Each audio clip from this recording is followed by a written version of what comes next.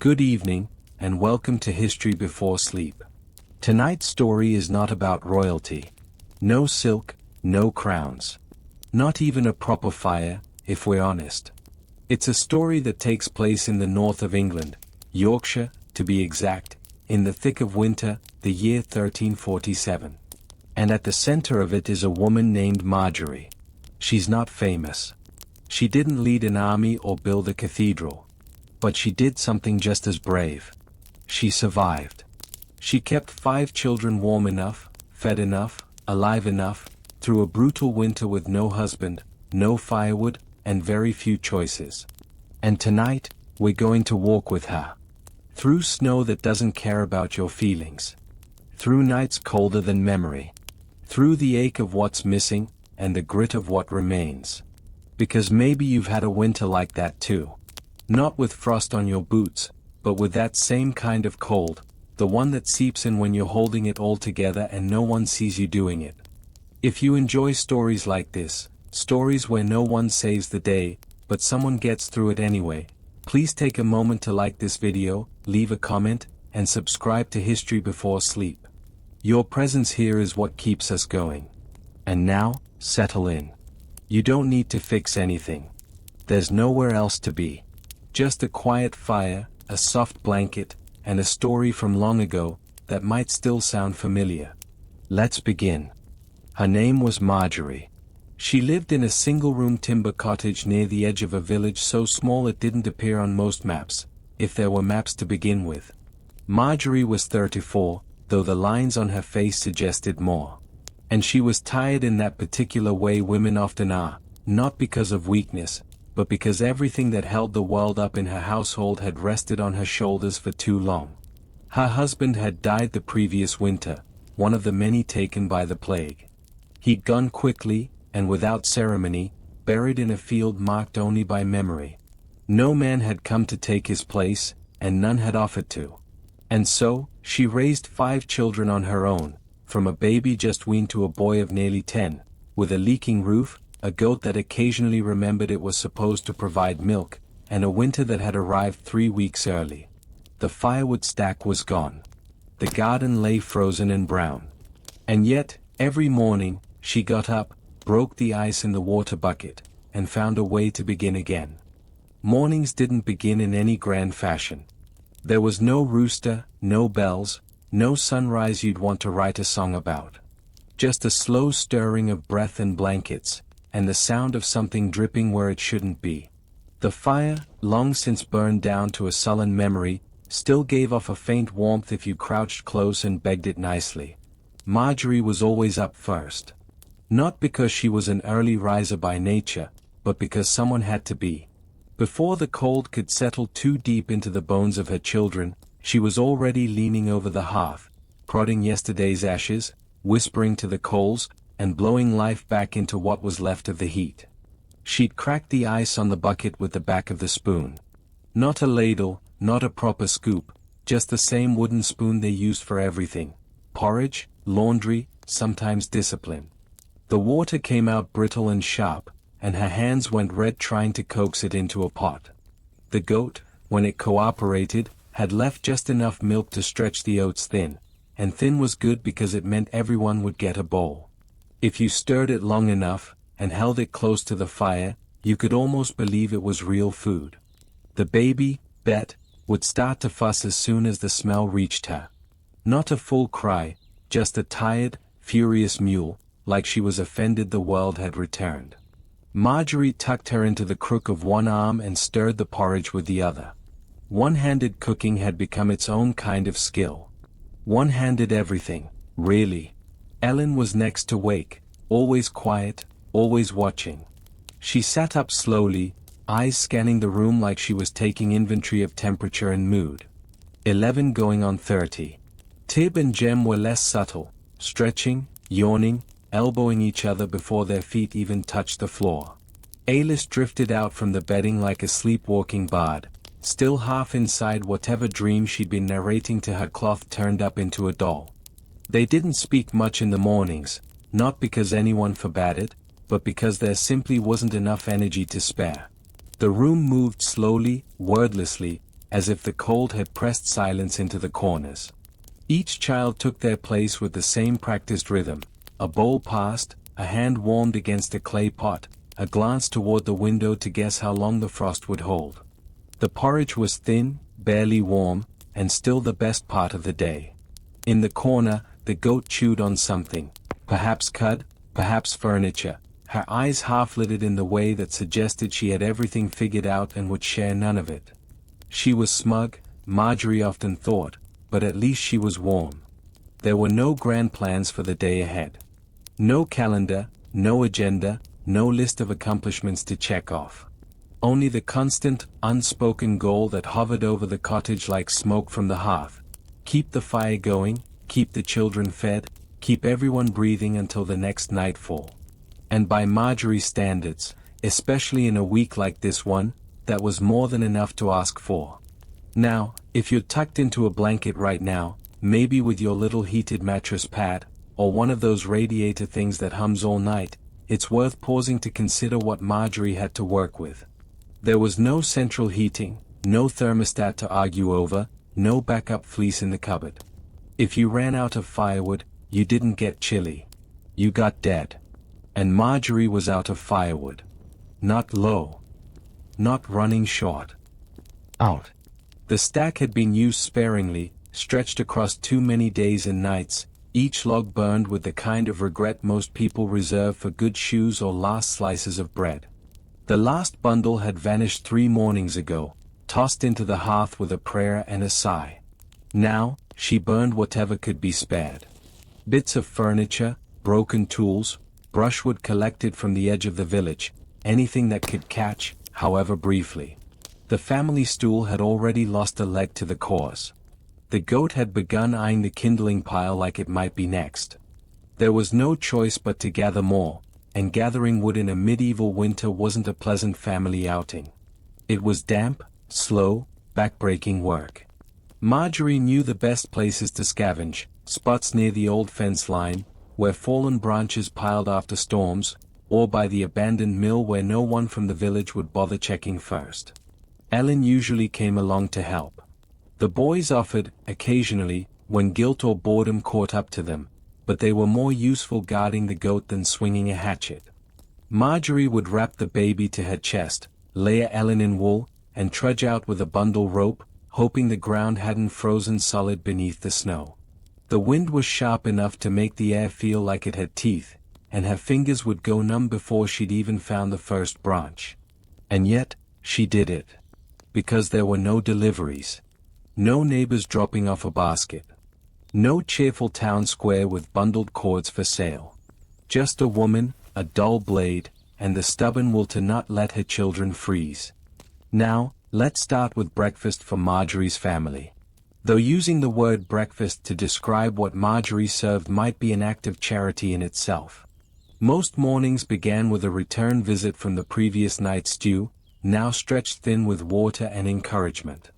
Any real flavor had been boiled off the first time, and the second reheating just made it humble enough not to offend.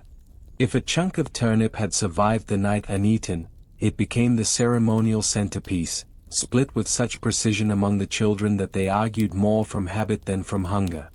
The bowls were wooden, worn, and chipped, one with a splinter that had taught Tib a valuable lesson in chewing slowly.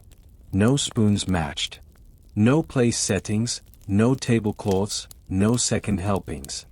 The twins squabbled under their breath. Alice, still devoted to her cloth doll, fed hers first. Ellen didn't speak, just watched, measuring the mood of the room like someone who'd learned it wasn't always safe to trust it. Bet, the baby, made her opinion known with a soft, indignant wail that only ceased once Margery tucked her in, shared the goat's milk, and muttered something halfway between a lullaby and a sigh. It wasn't enough food, not really. But it was food. And more importantly, no one cried. No one screamed. No one collapsed from hunger or snapped at a sibling with more venom than usual. In Margery's eyes, that counted as a victory. She didn't let herself wish for more. Wishes were expensive. Better to count what was still standing, what was still warm, what was still breathing. Better to see the silence as peace and the thin stew as proof they were all still here. Laundry day came, not because anyone felt particularly motivated, but because the children had started to smell like soup gone sour, and the baby had lost a battle with the goat bucket. Again. There were no washboards. No soap dispensers. No warm basins with lemon-scented bubbles. Just a stream, a flat rock, and the kind of determination born only from necessity and mild disgust. The walk to the stream took half an hour on good ground. In winter, it took longer. The path was uneven and slick, with patches of snow that looked soft but hid rocks sharp enough to bruise through boots. Margery would carry the clothes in a woven basket slung over one hip, Ellen trailing behind with the lye bucket and a wool blanket to keep the baby from going blue. At the edge of the water, the stream was half frozen, the kind of ice that cracked loudly enough to make you second-guess every step. Still, there was water moving beneath, and that was enough. Margery found her usual rock, set the basket down, and plunged her hands into the stream. The first seconds were always the worst, a sting that made her gasp, then that deep numbness that spread through the joints like something breaking. She scrubbed with ashes and sand when she could find them. Sometimes with just her knuckles and hope. The children helped, in their way. Ellen scrubbed smaller garments while Alice held Bet wrapped like a turnip. The twins were under strict orders to stay where Margery could see them, which of course meant they disappeared behind a tree for 5 minutes and returned wet, grinning, and covered in moss.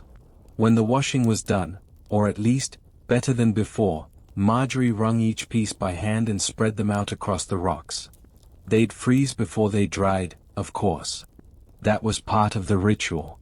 The fabric stiffened like boards, frozen into odd shapes, like ghosts caught mid-laundry.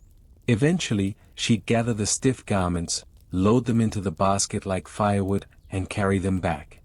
They'd thaw slowly beside the hearth, steaming, dripping, and smelling faintly of wet wool and triumph. Because even in a world where winter tried to kill you twice a week, clean shirts still counted for something. By now, you might be wondering how exactly laundry works in the middle of a Yorkshire winter in 1347. No soapstone sink, no press of a button, not even a friendly detergent with the scent of summer meadow. What Margery had was a half-frozen stream, one flat rock, a tin pail, her eldest daughter, and a level of patience that bordered on sainthood. Laundry wasn't scheduled.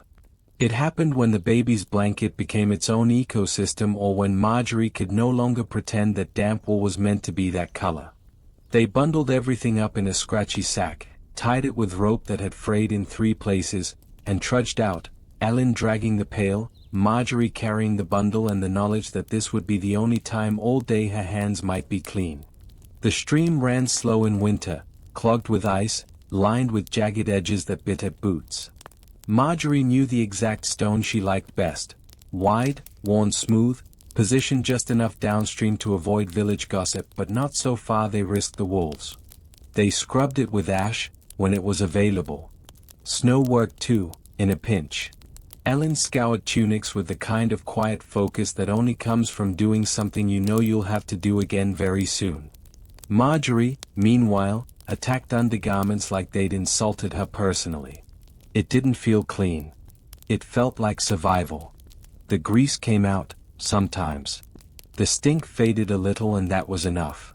The washed clothes, wrung out with numb hands, were laid over rocks and branches to freeze into stiff, miserable shapes, shirts turned to planks, trousers that could stand on their own. Freezing didn't kill germs or anything. Not properly. But it did pause the life that might be thriving in the seams.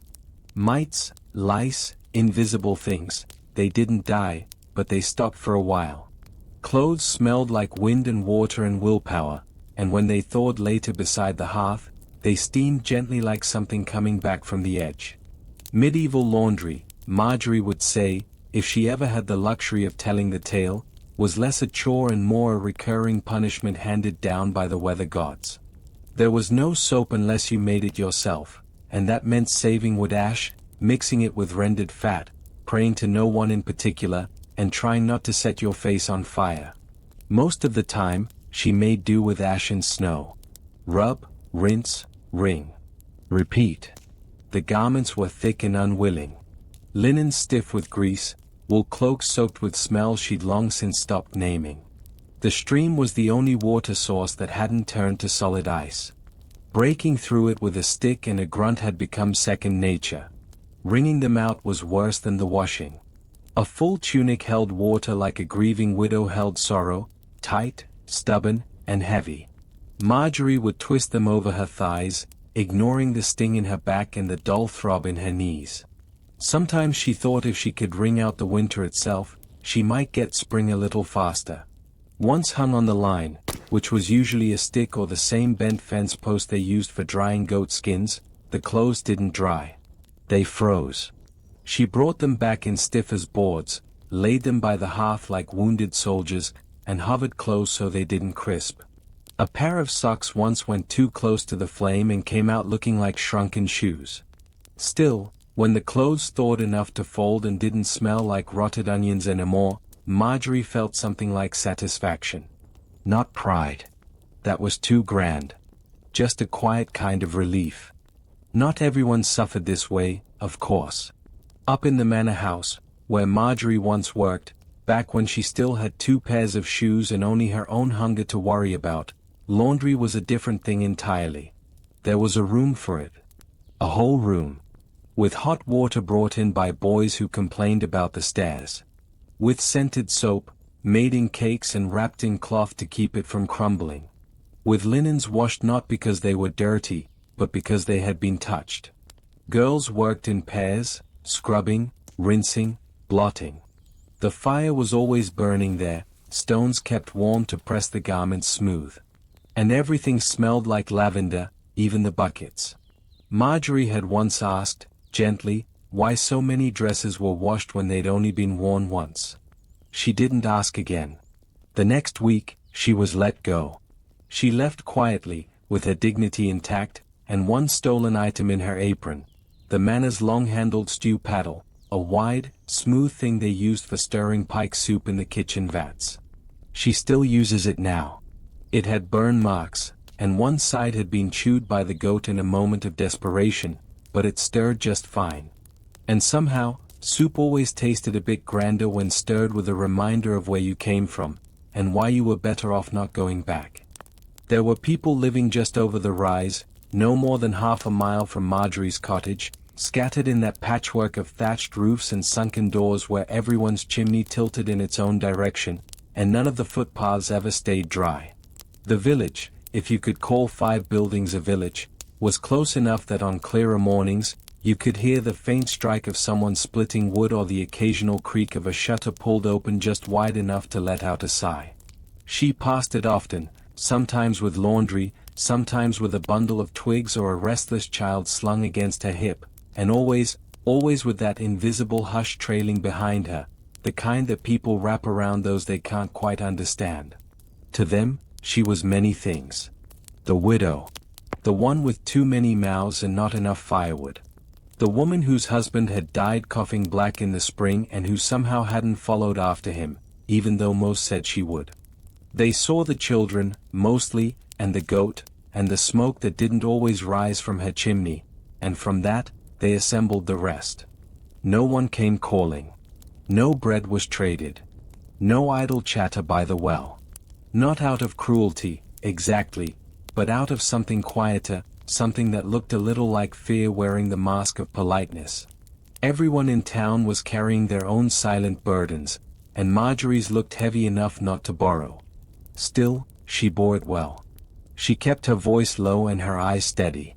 She never asked for help, never gossiped, never so much as leaned on a neighbor's gate. And perhaps that made her seem cold to some, or proud.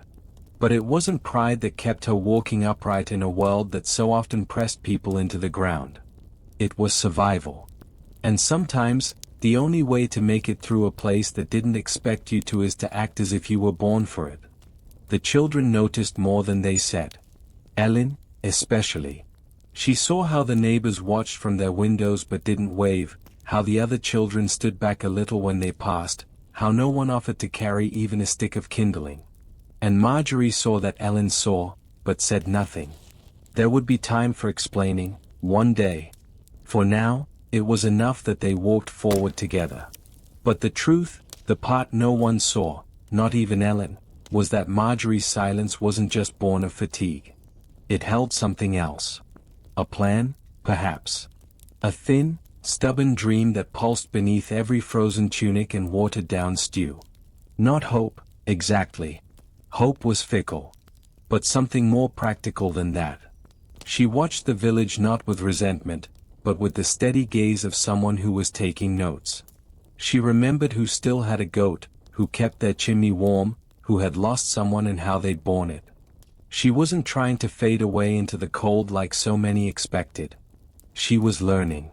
And when the weather softened, and the ground cracked open again, Margery knew she'd plant more than root vegetables. She'd plant the kind of life that could stretch through even the hardest frost. Not loud. Not fast. But wide and deep. The kind that could hold. And perhaps, just perhaps, that frightened the village more than anything else. They never spoke his name in the cottage anymore, not because it hurt too much, but because saying it didn't change anything. Tom had been gone almost 2 winters now. Taken not by battle or accident, but by what the midwife called wet lung, after the plague, which was just a softer way of saying we can't do anything about this, better to prepare yourself.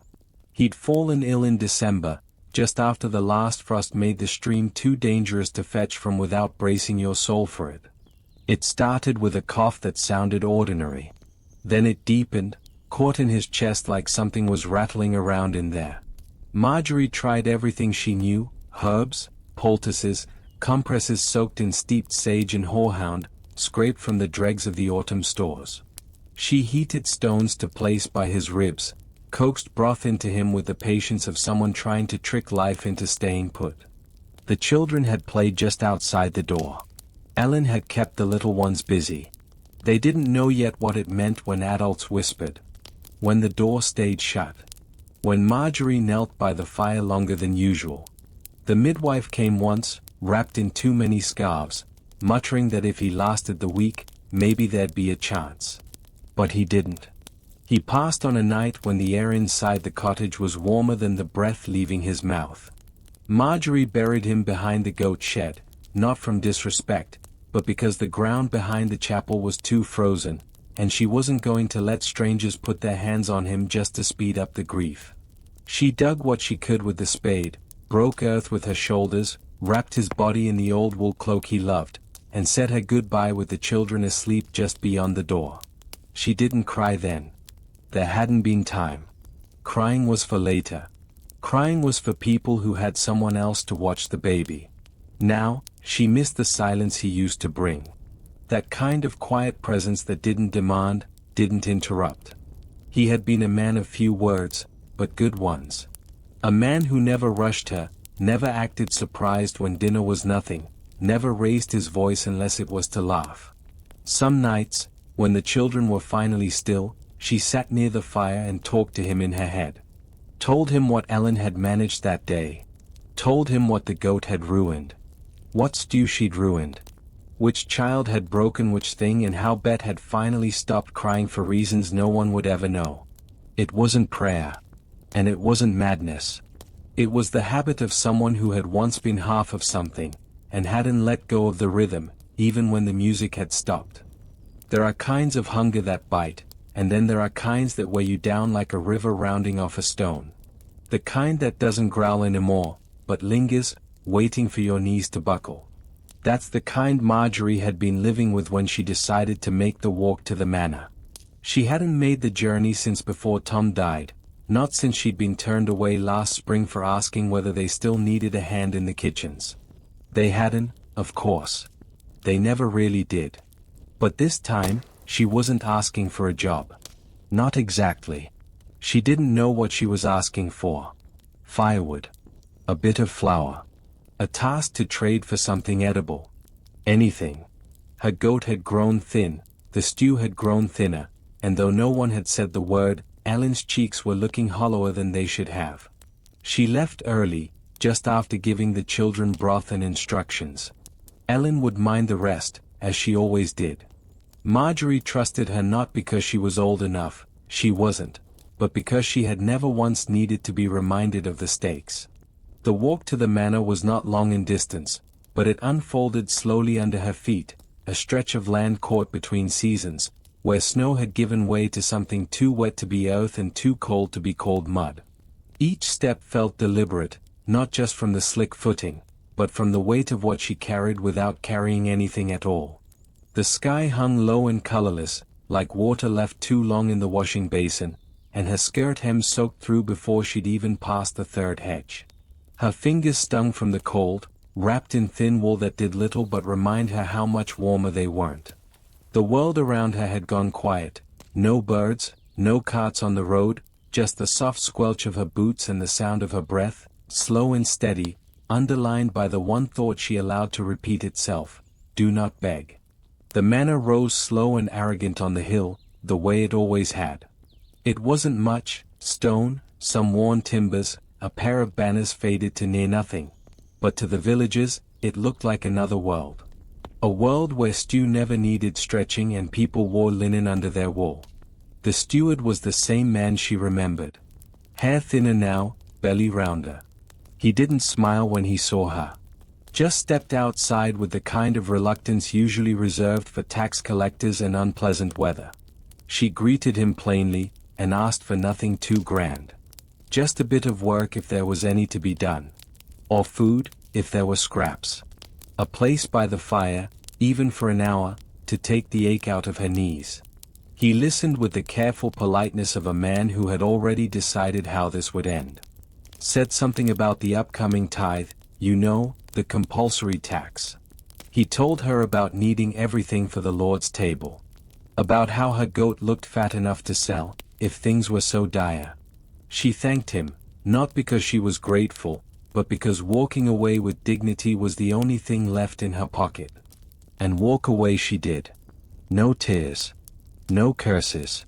Just that same dragging skirt, that same cold creeping up her calves, and the quiet knowledge that she would still be the one deciding what her children ate tonight, even if it was only turnip water and whatever the goat hadn't gotten to first.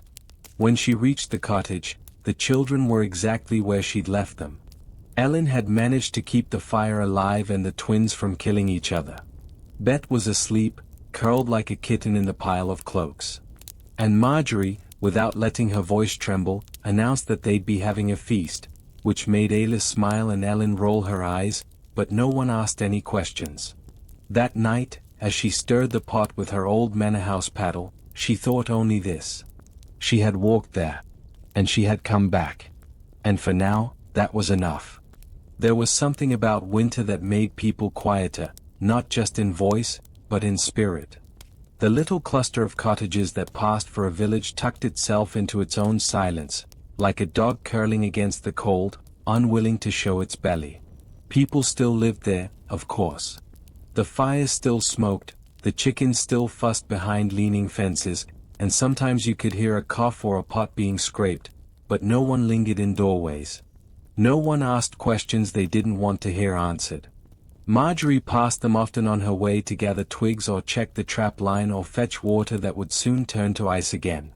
She saw them at their windows, or just beyond their fences, heads turned slightly as she approached, hands stilling just long enough to register her presence before returning to whatever task allowed them to pretend they hadn't.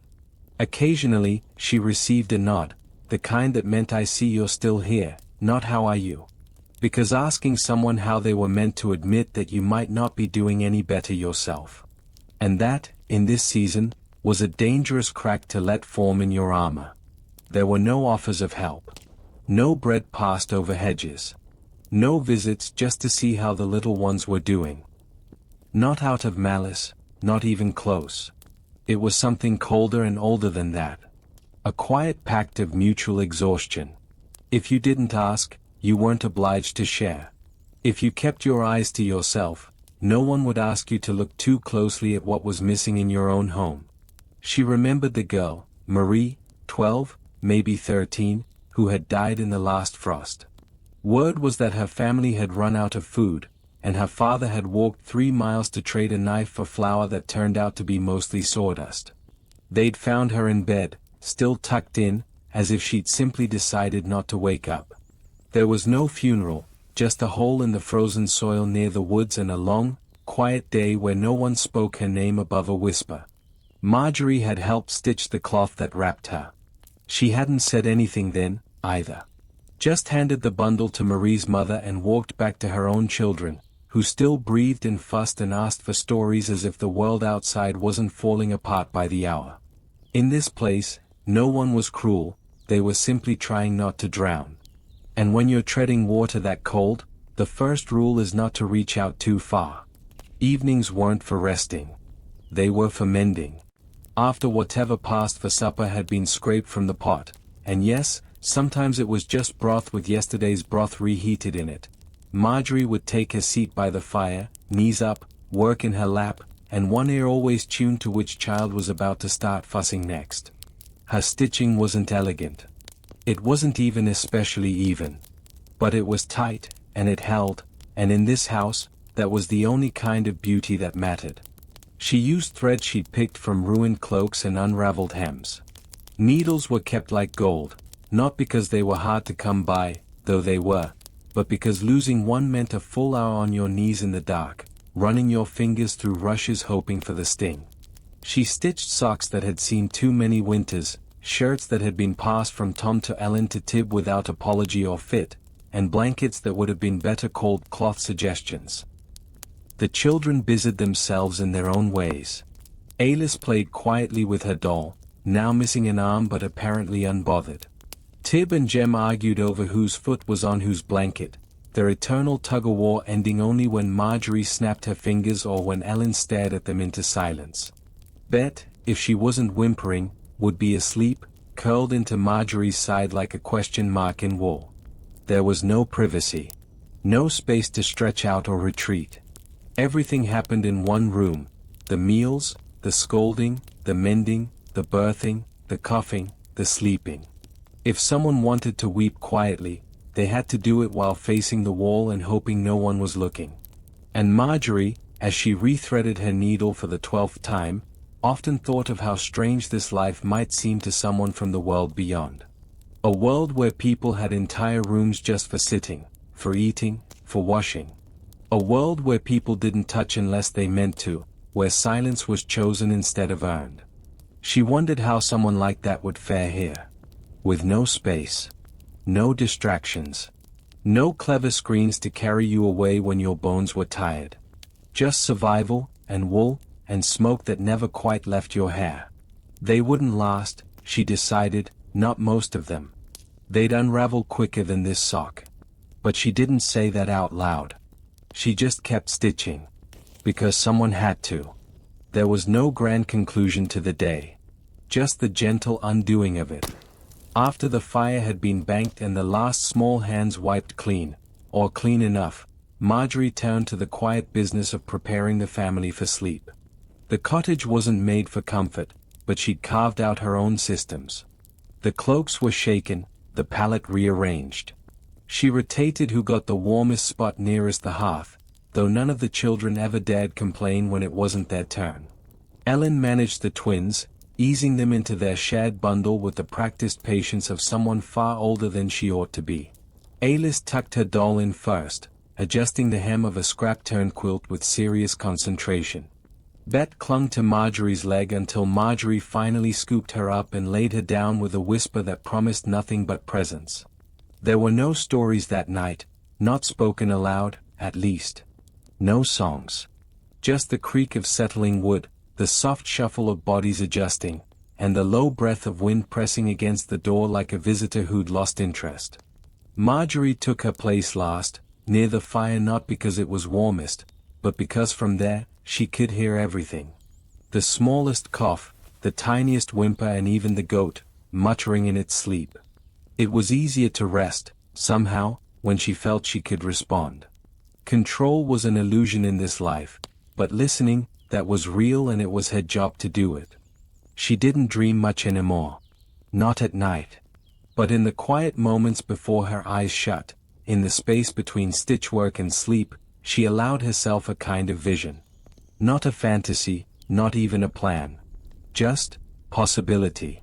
A second cloak for Ellen, thick enough to last 2 winters, a second goat, a shelf she might build with her own hands.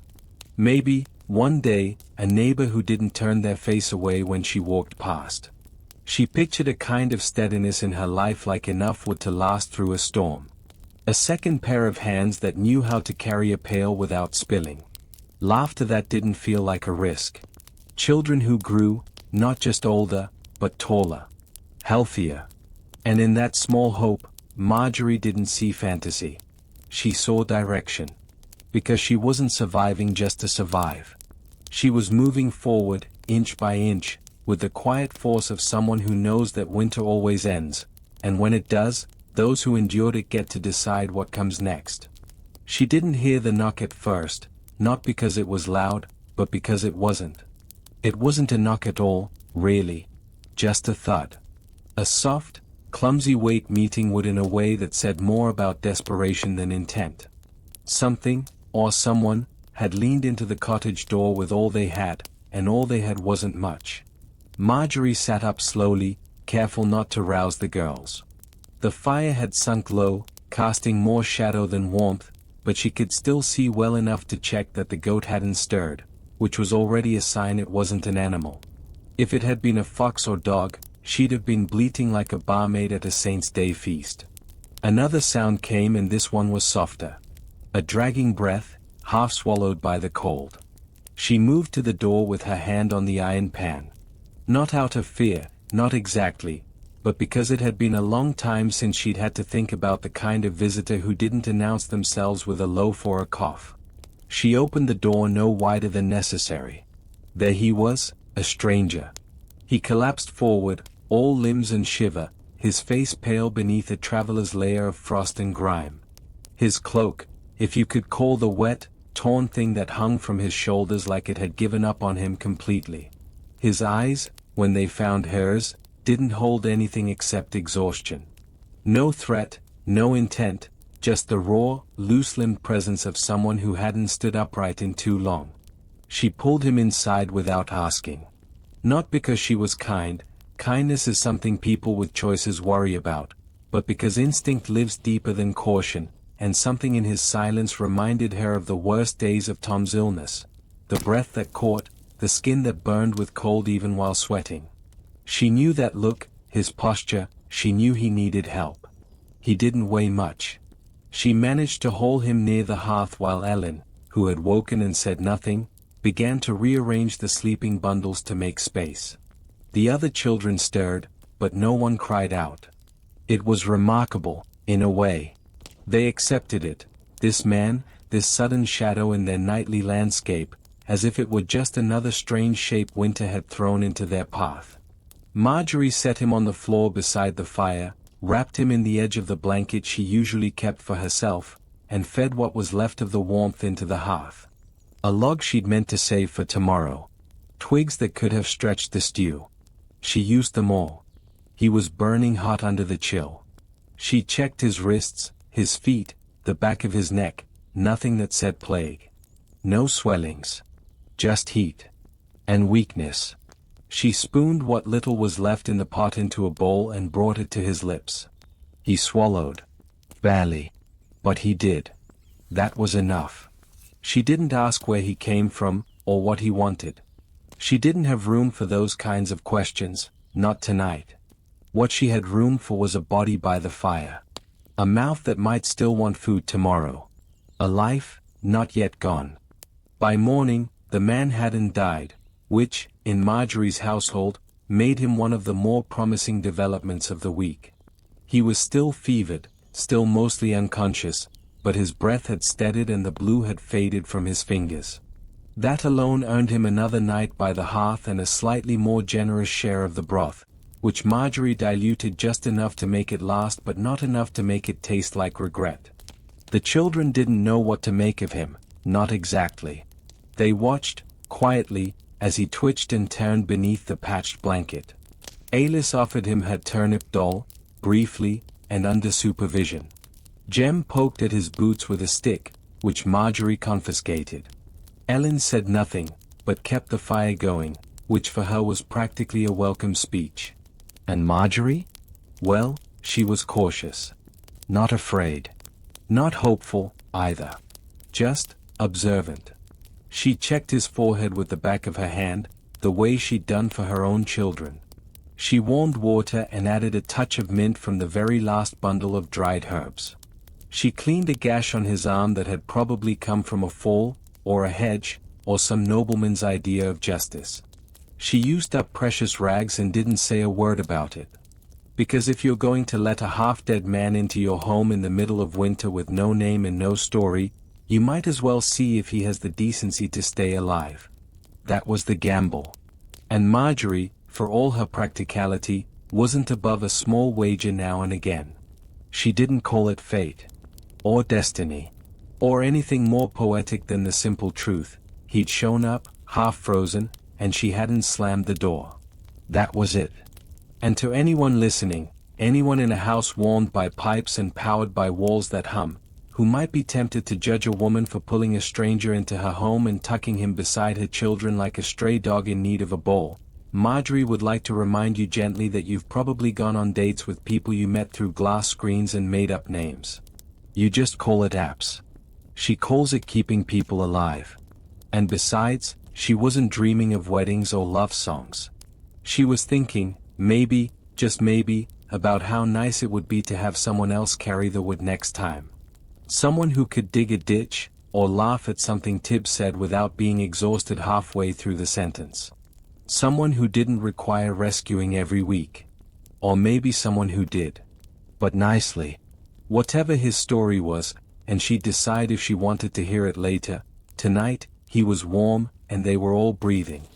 The fire hadn't gone out. The goat hadn't escaped.